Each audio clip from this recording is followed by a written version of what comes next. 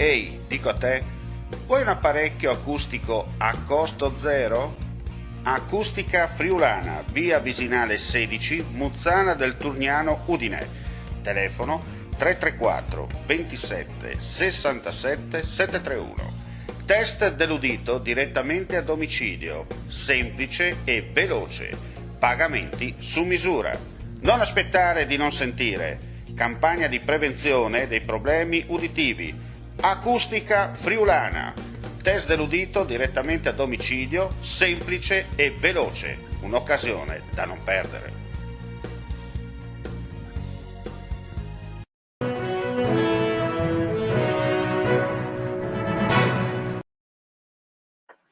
Un cordiale saluto, gentili amici e amiche alla Visione dell'Ascolto, ben ritrovati con notizie oggi per quanto riguarda l'edizione del pomeriggio del nostro audio-video giornale. Apriamo subito con il primo servizio. Il Partito Democratico risponde alla maggioranza in merito alla vaccinazione cinese adottata da Antonio De Monte, che tra poche settimane sarà il nuovo direttore del SODES. E allora andiamo a sentire le dichiarazioni di Cristiano Sciaudi. Per dare ancora maggiore incertezza e preoccupazione alle famiglie di questa regione che sono chiamati alla campagna vaccinale. Che le figure apicali della sanità regionale, che chi ha diretto in tutti questi mesi drammatici il servizio di anestesia e di rianimazione dell'ospedale di Udine si vaccini con un vaccino non riconosciuto dall'EMA. Ci chiediamo che messaggio noi diamo ai cittadini e alle famiglie di questa regione.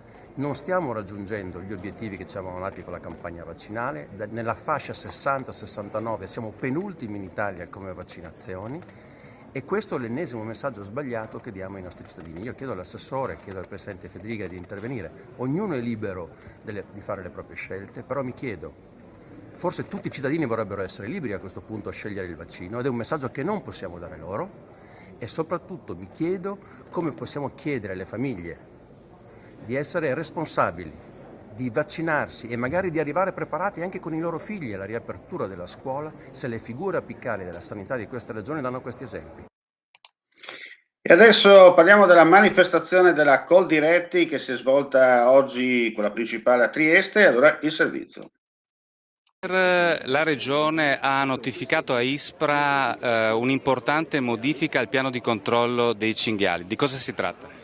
Sì, credo che sia l'atto, diciamo così, conseguente a quella che è stata la sentenza della Corte Costituzionale che ha, dopo 15 anni, innovato la propria linea e ha consentito e ha dato quindi il via libera alla possibilità di utilizzare i coadiutori rispetto all'azione del Corpo Forestale regionale per quello che riguarda il Friuli Venezia Giulia.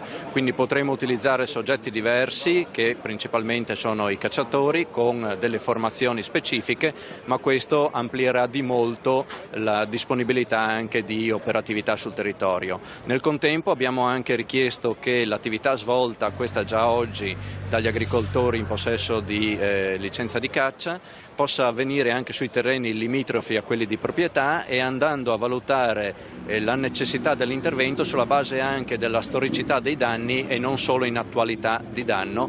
Questo perché bisogna anche lavorare in formula preventiva, non possiamo sempre arrivare quando il danno ormai si è materializzato. Giovanni Benedetti, Presidente Coldiretti FVG, quanto impattano i cinghiali sulla vostra attività? I cinghiali purtroppo impattano tantissimo perché creano danni alle colture che sono diventati ingenti per il grosso numero di questi animali che circola per le nostre aziende e quindi credo che dobbiamo veramente essere incisivi nel contenimento di questi animali. Come legge questo provvedimento della Regione? Assolutamente in senso positivo, con l'assessore Zanier, con la Regione abbiamo da sempre instaurato un buon rapporto e credo che l'accoglimento di tutte quelle che sono le nostre richieste sia un fatto estremamente positivo che possa essere di conforto sia per i danni alle colture sia per le danni alle persone. Torniamo in studio per dire che autonomie locali, sicurezza, corregionali all'estero, lingue minoritarie, ma anche cultura, sport e tempo libero e gli immancabili problemi conseguenti all'emergenza Covid.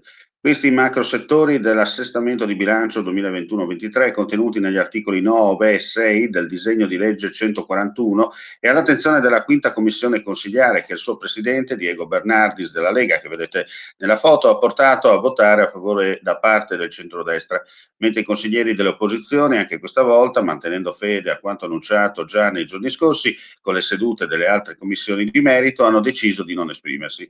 Stesso modus operandi per il decreto legge 140 sul rendiconto generale 2020 e per il documento di economia e finanza regionale 2022. Adesso parliamo di cooperazione nel prossimo servizio.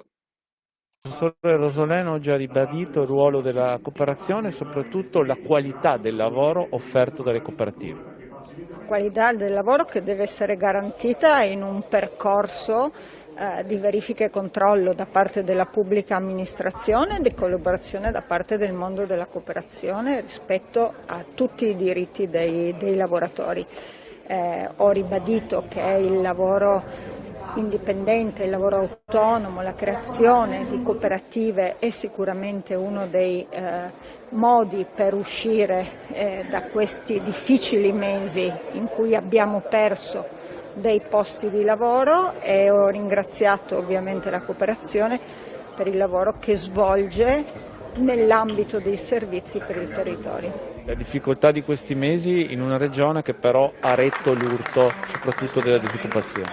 Come abbiamo avuto modo di dire, la regione Friuli-Venezia Giulia è la regione che ha retto e che è riuscita a resistere in maniera migliore all'urto della pandemia. Abbiamo dei segnali rassicuranti, contiamo comunque un numero di perdita di posti di lavoro che non ci fa stare tranquilli. Cambiamo argomento, andiamo a chiudere il nostro audio-video giornale.